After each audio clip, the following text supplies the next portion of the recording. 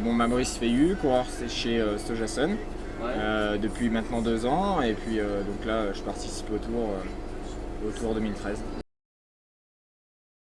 J'étais au courant en fait qu'il y en avait une, après savoir si elle passait avant la caravane ou après, mais non, effectivement si elle passe après, bah déjà faut qu'elle booste quand même, je pense que, parce qu'il y a des moments, faut pas non plus qu'elle perde trop son temps. Exactement, ouais.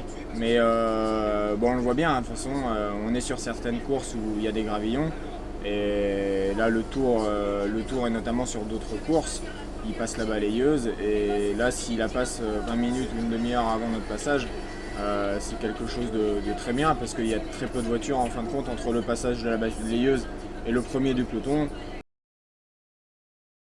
On a beaucoup parlé de la descente de ce chrono là. C'est sûr, elle était un peu sinueuse, technique, etc. Mais ça fait partie du jeu. Et en tous les cas, déjà moi à mon passage, j'ai trouvé qu'il y avait quand même quelques graviers qui étaient repassés sur la chaussée.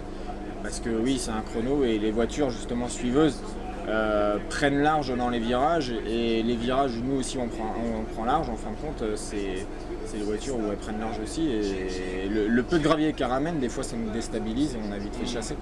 Donc les derniers ils vont être encore plus pénalisés, mais c'est le jeu. La balayeuse elle peut pas passer non plus toutes les 5 minutes, et en tous les cas c'est vrai que de toute façon, c'est encore une fois, ce chapeau, c'est du bon boulot. J'habite à Roquebrune-sur-Argence, dans le 83, dans le Var. C'est Toulon. Surtout les parfums avec Grasse.